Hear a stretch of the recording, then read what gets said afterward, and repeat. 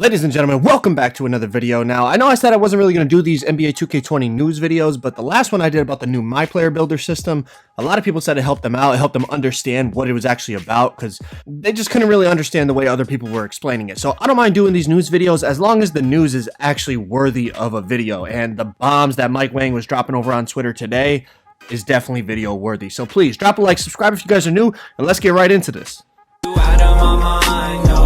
Said I think about you all of the time, yeah. Been imagining you all in my bed, whoa. Hey, cause you been running round in my head, yeah. Hey, I can't get you out of my mind, no. Said I think about you all of the time. So the first bomb WANG dropped that sent Twitter into an absolute frenzy was we're also finally heavily nerfing the impact of a defender when he or she is at a height mismatch when contesting at the rim. Apologies this took so long to get in. So the tweet itself isn't what did it. It was the fact he said he or she. People started assuming you could have female MyPLAYERs at the park, and everyone was freaking out. Even Agent got on the action and he said she with question marks. But WANG quickly responded and said WNBA, basically saying you're not going to be able to have female MyPLAYERs at the park.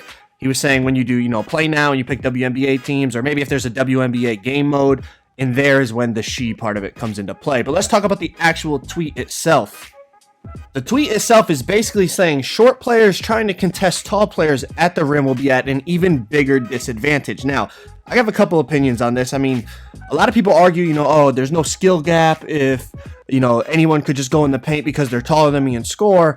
But at the same time, we have to realize this is a basketball game.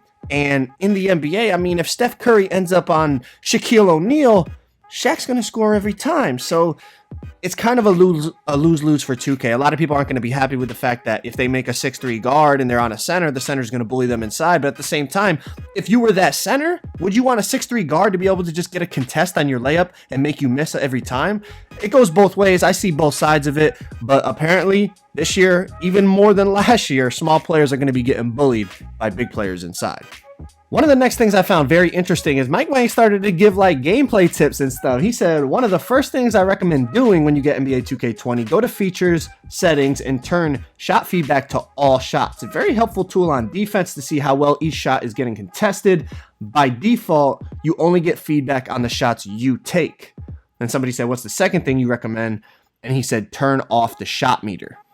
So let me break this down real quick. From what I understand, there's no more lightly, heavily smothered shot feedback. Now it's a percentage. You might put your hand up late and get a 12% contest, or you might get there on time and get a hand right in his face and get a 75% contest. So also, I think it depends on ratings and height and wingspan and all that stuff. But my point is, by turning on the feedback for all shots, like he said, not only will you see when you take a shot how contested it is, but it'll show you when you're defending somebody how well you contested their shot. Obviously, that's going to help you play defense, know how close or how much space you can give them, whether, your right stick was pointed up at the right time or you hit Y or triangle at the right time. All that stuff is obviously really helpful on defense, so that's something he's saying you should do.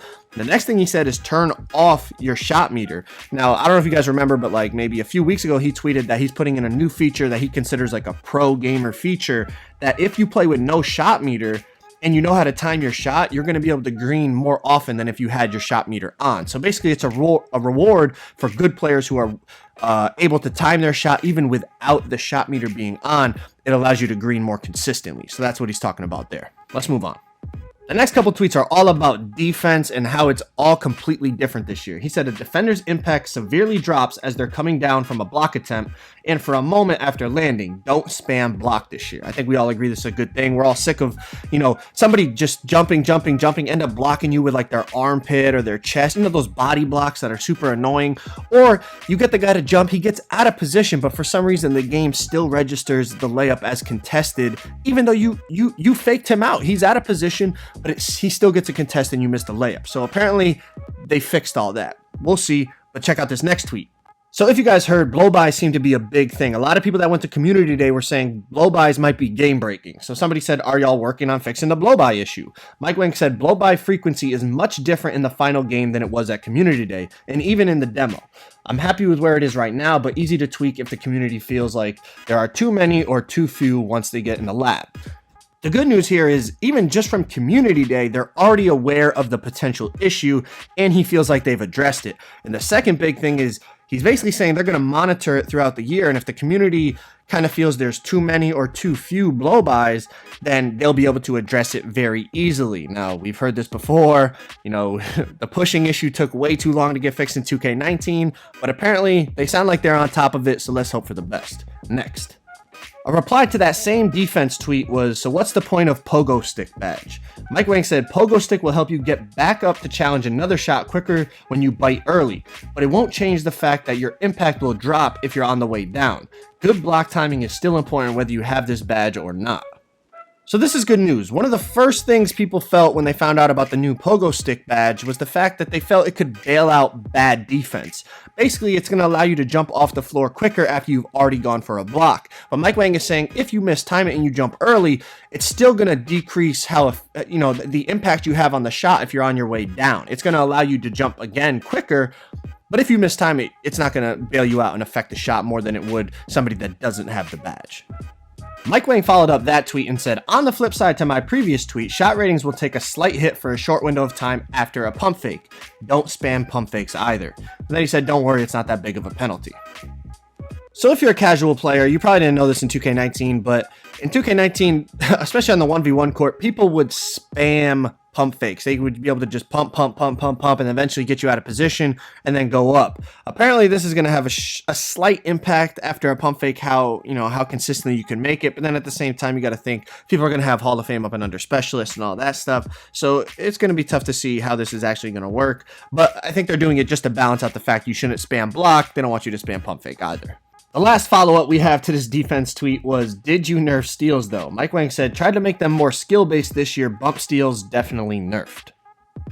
So one of the big complaints in 2K19 was what some people might call a bump steal or a MyCareer steal, which is basically where you sprint straight at the ball and press X, and your dude doesn't even steal it with his hand. It's not like he knocks the ball out of the ball handler's, control. He like runs into it with his shoulder or his hip and basically just knocks the ball free and goes and scoops it up. Mike Wang's saying they tried to make it more skill-based, and from what I'm hearing from the people that went to 2K Community Day and actually got to play the game and stuff, they're saying that, it just doesn't work like that anymore. The mechanics of the game don't allow you to just run and just go and bump the ball free with your body. So that sounds like a good thing, and Mike Wang's confirming it here, so hopefully that's the truth, and actually you're not going to just be getting, bump steals all of 2K20.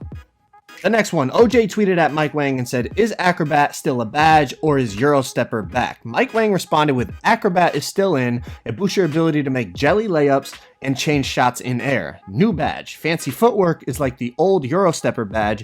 It helps you beat defenders on the floor. Euro cradle, hop spin, half spin gathers.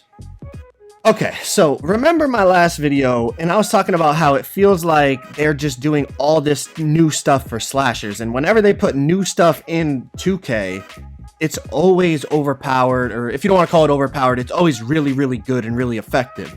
Well, here we are again, man. They're adding so many new badges for slashers. They got, like I said, in this tweet, he said there's still Acrobat, and now there's fancy footwork, and they already talked about how there's contact finisher and all these other badges for slashers. Could it really be the year that everyone's turning into an old head and is going to have a slasher and that's going to be the best build? It's going to be tough because I feel like shooting builds are always the best on 2K, but I'm telling you guys, in 2K19, slashers were a very competitive build, especially in Pro-Am. Almost every team ran with a slasher. And they could be getting even better in 2K20. Mike Wang has made so many tweets about slashers. I don't know. I'm just saying. I'm just saying. It's not by accident. We're going to have to see. I can't wait for this demo to see. And last, but honestly, yeah, probably the least important one of them all. Somebody just asked, is Team Takeover still here? I know it was kind of underused, but it was a nice overall team boost that had high risk, high reward if pulled off. Mike Wang said yes, so Team Takeover is back for 2K20. Now, my one big question when it comes to Takeover, not really Team Takeover, but just Takeover in general, is as your Takeover bar fills up, is it going to allow builds that can't speed boost to all of a sudden speed boost? You guys know, like in 2K19, you make a player who has like 80 ball control. Once you get like half your Takeover meter filled up, then you can speed boost. That's kind of a big thing in determining what build you want to make, especially if you're going to be a guard. And I have not heard anyone say anything about whether Takeover allows non-speed boosting builds to speed boost as that bar fills up. But like I said, I felt like these tweets were actually really, really important in terms of, one, the female MyPlayer question was pretty much answered by Mike Wang. We had a ton of gameplay stuff and even some stuff about builds in terms of, you know, this is going to be effective, that's not going to be effective. So it might affect what type of player you want to make. But drop a like, subscribe if you guys are new. Hopefully you enjoyed. I'm out. Peace.